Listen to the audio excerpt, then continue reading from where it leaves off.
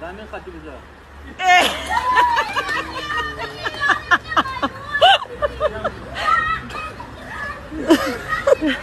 اول کار کرد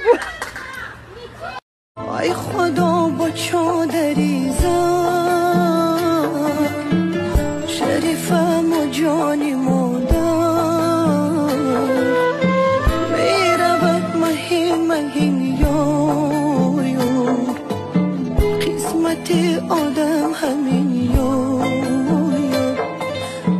بخت و روز خوش بینی جان جان یار یار زنای ادم که با پول فابریک صاحب خانه در روسیه در تاجیکستان صاحب ماشین در یک ماه دو سه جا سفر میکنن و همه اینها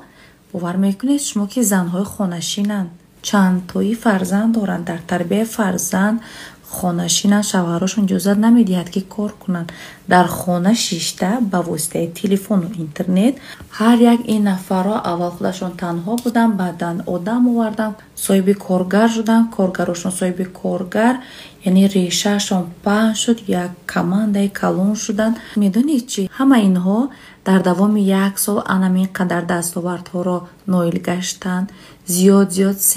سال بسیارش از دوره کرونا ویروس در دوره بیکاری به پولی رجیستراسیون کردن امروز این زنهای میبینی حواست میبید از زیباییشون از فسون پوشیشون از آیلی که میگیرن بعد که در یک دو کنفرانس اشتراک کردم گفتم من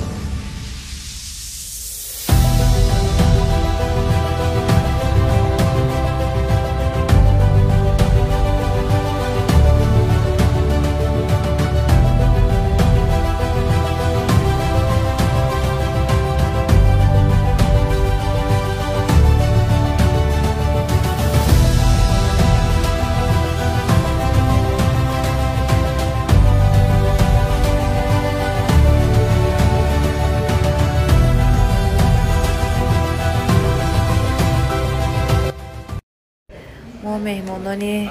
پونکتوال نیست سری وقت می اومدگی نه ساعت 16:30 است که شده شوی همین وقت قید کرده شده بود ما اومدیم حاضر ناظر هستیم حتی برنده هیچ بینی نیست اومدگی نیست ما مهمونیم امروز در اینجا بسیار یک طرف خانه زیبا شده می شود با در کجا در نزدیکی خانه ما طرفای ما محله ما بسیار آباد شده است هر روز یک شده شویه تو مغازه های خوب شده می شود تا انم خیلی با طرف خانه ها از داخلی طرف خانه با شما نشون میدیم بینید چه زیبا است انا این درآمدگاهی طرف خانه است بازفورد بین این برش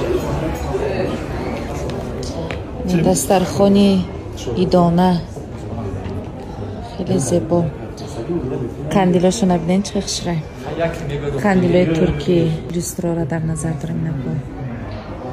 به حد بوی سختگنده یک عجایب کابین هم دارد با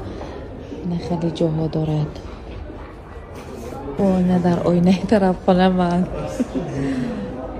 به حد خشره میفرام هم وجهش نشان تیم از صبح زیباگیش و نه خیلی کابینه داره کابینش هم بینیم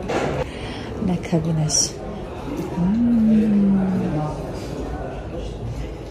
شروع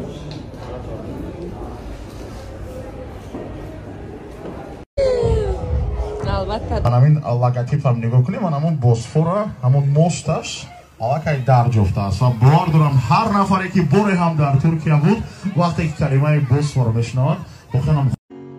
Senden sadece dikkat istedim sevilen olum yolunu gözledim.